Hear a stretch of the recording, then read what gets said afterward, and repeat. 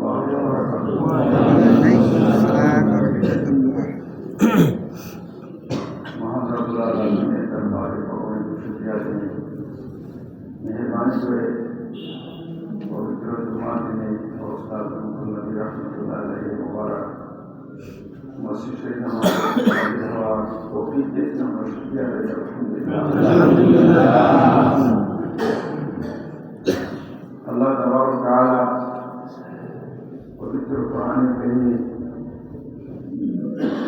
ঈমানদারদের উদ্দেশ্যে সম্বোধন করে বহু আয়াত কারীমা নাযিল করেছেন।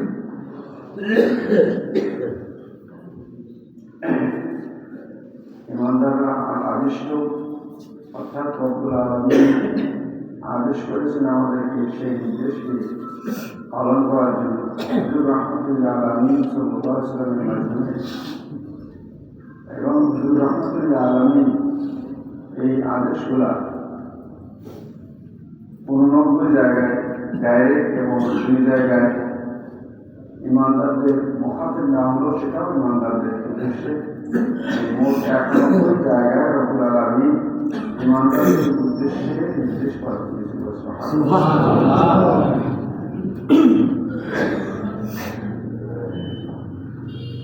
أعوذ بالله من الشيطان الرجيم بسم الله الرحمن الرحيم يا أيها الذين آمنوا إذا قمتم إلى الصلاة فاغسلوا وجوهكم وأيديكم إلى المرافق وامسحوا برؤوسكم وأرجلكم إلى الكعبين إلى آخر الحديث.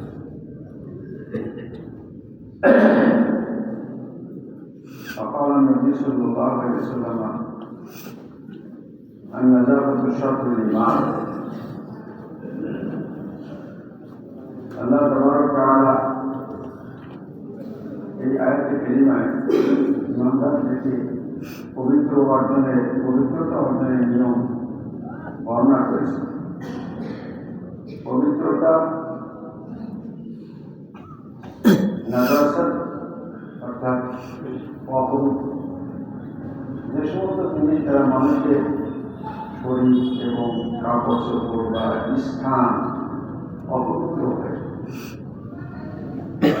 এর থেকে পবিত্র হওয়ার হয়ে আল্লাহ রাব্বুল আলামিন ইবাদতের মানুষ বান্দাকে মজবুত হওয়ার জন্য নির্দেশ আনছেন। শরীর পাক, পোশাক পাক, জায়গা পাক, যেখানে বসে বা দাঁড়ায় ইবাদত করতে হবে, নামাজ হোক, কোরআন কারীম তেলাওয়াত হোক, জিকির আজকার হোক, দোয়া হোক, পবিত্র। তাই মাটি হোক, পাথর হোক, কোনো বিছানা হোক, অথবা তার উপরে কোনো গালিচা হোক, অথবা কম্বল হোক, বেডশিট হোক, যেটা হোক, এগুলো পবিত্র হয়ে পবিত্রতার বিধান আছে। কেমন এই মানুষের শরীরের যে পোশাকগুলা আমরা পরি, পোশাকের ব্যাপারে করার মুদাসসির ওয়াসিয়াদাত ফাতাহি কোরআন কারীম আছে। আল্লাহ রাব্বুল আলামিন আমাদের নবী রাহমাতুল্লাহ আলামিন মুখাতাব করেছেন ওয়াসিয়াদাত ফাতাহি ইয়া আইয়ুহাল মুদাসসির কুম ফানজির ওয়াসিয়াবকা ফাওয়াহি, অর্থাৎ হে আমার প্রিয় হাবিব, আপনার পোশাককে আপনি পবিত্র করুন। সুবহানাল্লাহ। সুতরাং এই পবিত্রতা নিয়মাবলী নিয়ম আমাদেরকে জানতে হবে। এই পবিত্রতা অর্জন করা এটা একেবারে ইবাদতের গায়ের মকসুদা বলা হয়। এই জন্য পবিত্রতা অর্জন করতে হবে শরীর এবং কাপড় যেন আমরা মূল ইবাদত যেন ভালোভাবে করতে পারি। আল্লাহ রাব্বুল আলামিনের নির্দেশ এবং নবীর সুন্নাতের মুতাহারা বাইরে করার জন্য যেমন ভাবে বলেছে সেটা করতে পারি। সেই ইবাদত করার জন্য হলো শরীর পবিত্র, এরপরে আরেকটা হচ্ছে হাদাস, অর্থাৎ শরীর পবিত্র আছে উযু নাই, শরীর পবিত্র আছে গোসল ফরজ হয় নাই কিন্তু উযু নাই, তাহলে উযু ছাড়া নামাজ পড়া যাবে না, কোরআন কারীম স্পর্শ করা যাবে না, তেলাওয়াত করা যাবে। যদি শরীর পবিত্র থাকে স্পর্শ ছাড়া সমস্ত তেলাওয়াত করা যাবে, কিন্তু স্পর্শ করতে গেলে কোরআন কারীম সে সময় উযু লাগে। আর বাড়িতে তার সেই তাওয়াফ করা, খানা খাওয়া তাওয়াফ করার সময় উযু লাগে। শরীরে পবিত্র প্লাস হাদাস উযু সহ করতে হবে। এই তিনটে ইবাদতের জন্য উযু করা হলো ফরজ। বাকি ইবাদতের জন্য তাই লিসানি হোক জবানি হোক শারীরিক ইবাদতের জন্য উযু ফরজ নয়, কিন্তু গোসল যদি ফরজ হয় সেক্ষেত্রে গোসল না করে আপনি কোরআন কারীম তেলাওয়াত করা যাবে, নামাজ তো পড়া যাবেই না, তাওয়াফে বাইতুল্লাহ যাবেই না। তো গোসল ফরজের নিয়মকরণ আমাদের শিখতে হবে। গোসল করলেই যে ফরজ আদায় হবে না, গোসলের নিয়ম শিখতে হবে, আবার উযুর নিয়ম আমাকে শিখতে হবে। কোরআন কারীমে 4টা নির্দেশ আছে, যে আয়াতে কারীমে তেলাওয়াত করলাম, ফাগসিলু উযুহাকুম ওয়া আইদিয়াকুম ইলাল মারাফিকি ওয়ামসাহু বিরুউসিকুম ওয়া আরজুলাকুম ইলাল কাবাইন। তাহলে কোরআন কারীমে 4টা ওযুর জন্য ফরজ করা হয়েছে। এরপর চেহারা মুখমণ্ডল ধৌত করা, মুখমণ্ডল কত উপরের মাথার পরে এখান থেকে চুল বাঁধায় আমাদের স্বাভাবিক, এবং কানের লক্ষ্য পর্যন্ত এই যে চোয়াল সহ, এটা হলো মুখমণ্ডল। উযু মানে তোমাদের চেহারাকে মুখমণ্ডলকে, আমাদের বাংলা ভাষার মুখমণ্ডলকে ধৌত করো।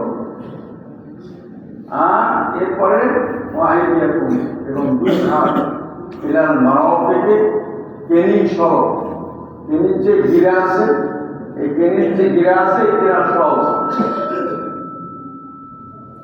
এখানে এই যে অঙ্গটা ধরতে হবে, এখানে 1 চুল পরিমাণ শুকনো থাকলে হবে। যদি কোনো প্রলেপ পড়ে, যে কোনো প্রলেপ কেন, চর্বি হোক, মোম হোক, অথবা কোনো ঔষধের কোনো প্রলেপ হোক, বা যারা আটা বা ময়দা খামির করে, এই খামির করতে গেলেও অনেক সময় দেখা গেল আঙুলে এই কোনায় মুখের কোনায় অনেক সময় জমে যেতে পারে না? এখানেও এটা তুলতে হবে, বসে বসে ওটাকে পরিষ্কার করে ওই পর্যন্ত পানি করতে হবে। মাসের ফরজ আদায় হবে, মাসের ফরজ আদায় হবে।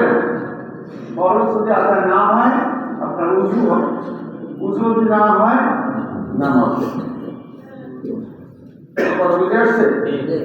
সুতরাং আমাদেরকে বিশেষভাবে খুব সতর্কতার সাথে রাহমাতুল আলামিন যেভাবে আমাদেরকে নির্দেশ প্রদান করেছেন, আল্লাহ রাব্বুল আলামিন নির্দেশ প্রদান করেছেন, আর হুজুর রাহমাতুল আলামিন এটা আরো সুন্দর করে বলেছেন। সুবহানাল্লাহ। এটা হলো শরীরের ইবাদত। কেউ যদিও বড় বড় নেতারা বলছে যে শরীরের ইবাদত আল্লাহ রাব্বুল আলামিন নবীর কাছে পাঠায় না, শরীর ইসলাম না। কিন্তু যে বললো লিডারশিপে কি করে বললো, এই কথাটা লিখলো তাদের কিতাবের মধ্যে, শরীরের ইসলাম আল্লাহ রাব্বুল আলামিন নবীর কাছে পাঠায় না। এগুলো কি শরীর না? ইবাদত করতে গেলে শরীর লাগবে না? এমনি ইবাদত যে দৌত করতে হবে না? দৌত আল্লাহ শিখেছেন, নবীজি শিখেছেন কেমন? আল্লাহ রাব্বুল আলামিন চাইটা এর সব ধর করে মাথা মশা করে খরচ, তো মাথার মধ্যে কত হ্যাঁ গাড়ির ওপর থেকে বাঁধা না, গাড়ির ওপর থেকে বাঁধা হয় না, সে গাড়ির উপরে কোন হলো গর্দা, হ্যাঁ এই কাজের উপরে গর্দা, এটাকে ঘাড় আমরা বলে না, এরপরে হলো মাথা, এরপরে হলো মাথা। সে মাথার কতটুকু বসে থাকে কম সম্পত্তি বুঝছি পুরা মাথা বসে ইমামে আজম বলছেন যে মাথার 1/4 অংশ মাসাজ করা ফরজ। 1/4 যদি আপনার হাতে এই 4টা আঙুল এখানে ধরেন, এরপর আবার একবার ধরেন, এবার আরেকবার ধরেন, আরেকবার ধরেন, এই 4বার ধরলে মাথা শেষ হয়ে যায়, মাথা শেষ হয়ে যায়। তাহলে কমপক্ষে যেখানে চুল বলেছে ওখান থেকে 4 আঙুল বরাবর একটু মাথার সম্পূর্ণ, তাহলে এখানে এই 4 আঙুল বরাবর যদি আপনি মাসল না করেন তাহলে উজু হবে।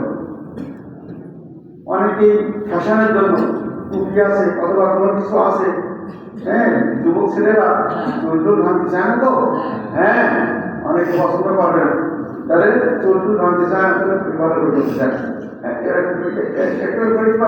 হয়ে যাবে, তাহলে হবে না, হবে না। সতর্কতা ইসলাম শিখাইছেন নবীজি, নবীজি করে দেখাইছেন, নবীজি উজু করে দেখাইছেন, সাহাবীরা গ্রহণ করেছেন, সাহাবী থেকে তাবিঈন, তাবিঈন এইভাবে তারপরে করতে 150-200 বছর করেছে। যদিও প্রথম থেকে ছিল সবিন্যস্ত আকারে, মুহাদ্দিসিনে কেরামরা এটা প্রমাণ মুত্তাসিল সূত্র সহ এটা আমাদের কাছে পৌঁছায় গেছে, যার কারণে আমরা জানতে পারতাম। যদি লিপিবদ্ধ না হতো, কোরআনে কারীম যদি লিপিবদ্ধ না হতো, হাদিস যদি লিপিবদ্ধ না হতো, এবং এটাকে রিসার্চ করে মুস্তাহিদিনকে আমরা যদি সুন্দর করে ইবাদতের নিয়মকানুন না বলতে, আমরা বিক্ষিপ্ত হয়ে যেতাম, আমরা বিক্ষিপ্ত হয়ে যেতাম। কাকে মানবো, কি মানবো? আমরা কোরআনে কিন্তু বুঝি না, হ্যাঁ কোরআনে কারীম আগে এইভাবে আসছে, বিস্তারিত আসে না,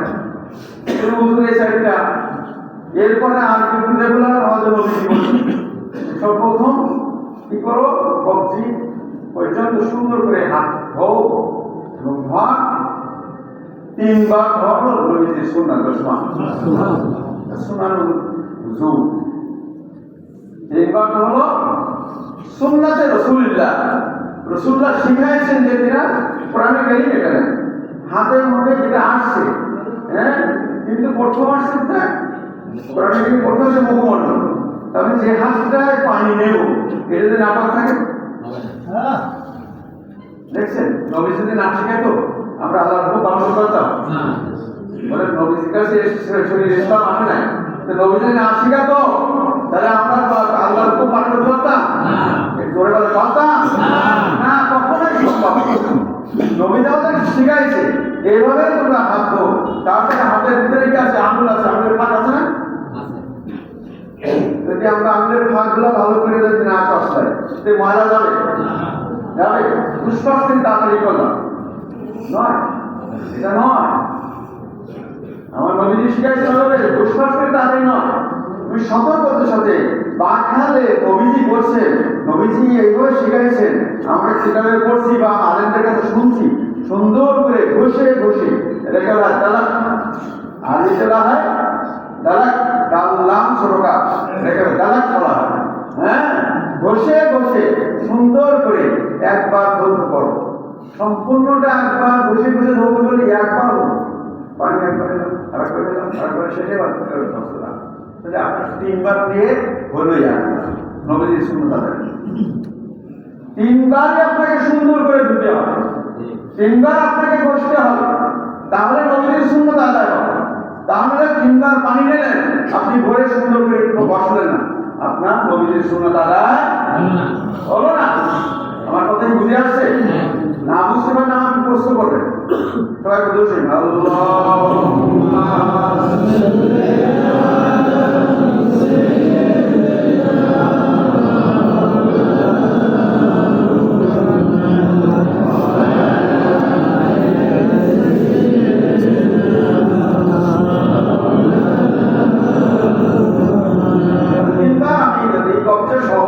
সুন্দর করে ধোয়ার পরে আপনাকে পানি নিতে হবে। এবার পবিত্র পানি নিতে হবে।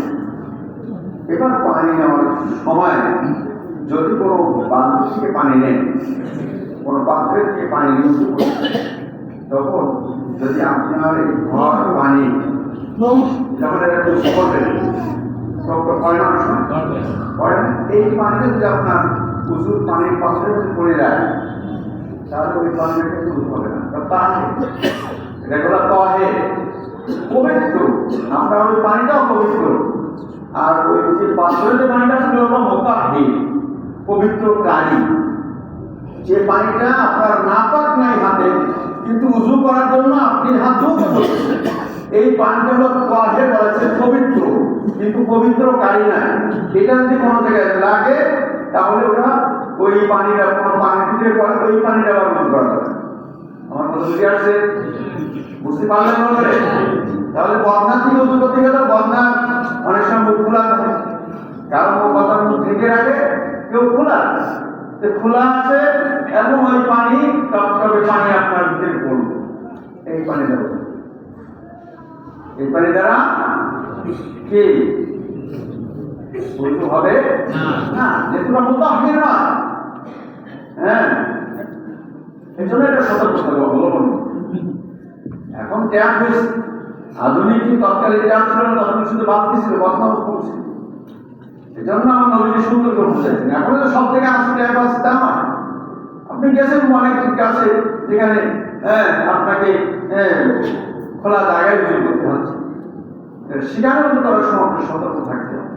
আর আপনার ওই টকটকে পানি এটা পবিত্র, কিন্তু আপনার সতর্ক থেকে যত সম্ভব আপনার কাপড় চোপড়ে না, পরিহিত কাপড় চোপড়ে না লাগে। এই ব্যবহৃত পানি যেটা, এটা যেন আপনার কাপড় চোপড়ে না লাগে, সতর্ক থাকবে। আমার কথা বুঝে আসছে? এরপরে আপনার কুলি করবেন, 3 বার কুলি করবেন। আপনি 3 বার কুলি মাছ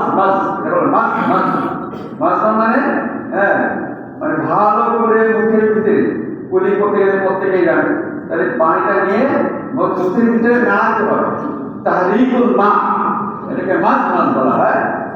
আপনার পানিটা নিয়ে মুখের মধ্যে নাড়াতে হবে, কিন্তু তার আগে কি করতে হবে?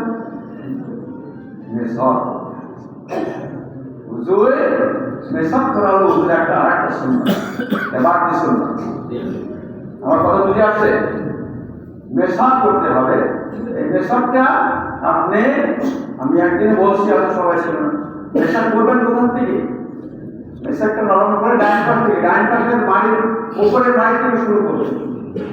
উপরের মাটি থেকে শুরু করে এখানে আসবে, আবার এখান থেকে এখানে আসবে, আবার এখান থেকে এখানে আসবে।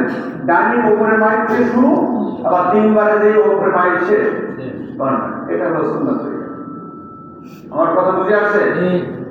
যদি মেশাক না থাকে, সবসময় তো মেশাক থাকেন, কমপক্ষে আপনি আঙুল দিয়ে দাঁতগুলা যেখানে যেখানে ময়লা থাকার সম্ভাবনা আছে সম্পূর্ণ দাঁতটা উপরে নিচে ঠিক আঙুল দিয়েও ঠিক একই ধারা আপনি সুন্দর করে গালটা পরিষ্কার করে কুলি করবেন, 3 বার মাস করে সময় গরম করা সহ 3 বার। এরপরে নাকের ভিতরে পানি, শাক বলা হয়। নাকের ভিতরে নরম জায়গায়, নাকের ভিতরে পরিষ্কার থাকে, নাকের ভিতরে ধুলা বালি কাঠপোড়া এটা জমা থাকে। এগুলোকে ভালো করে আপনি নাকের ভিতরটা আপনি আঙুল দিয়ে আপনার সুন্দর করে নাকটা ভিতরে পানি দেওয়ার পরে দড়িয়ে থাকবে, মানে না। এরপর আবার পানি দেবেন, আবার তিনবার এইভাবে করে নাকটা ভালো করে নাকটা, এতে করে ইস্তেনসার, আমার নবী বলছেন একে বলা হয় ইস্তেনসার। পানি দিয়ে পরিষ্কার করে ইস্তেনসার, আর পানি ছেড়ে দেওয়া হলো ইস্তেনসার। আর এরপরে আপনার মুখমূল্য বসে আল্লাহ আমাদের তৌফিক দান করুক যেন আমরা রহমতুল্লাহ আলামিন সুন্নাতে মোতাবেক আমরা আমল করতে পারি। আসসালামু আলাইকুম ওয়া রাহমাতুল্লাহি ওয়া বারাকাতুহু।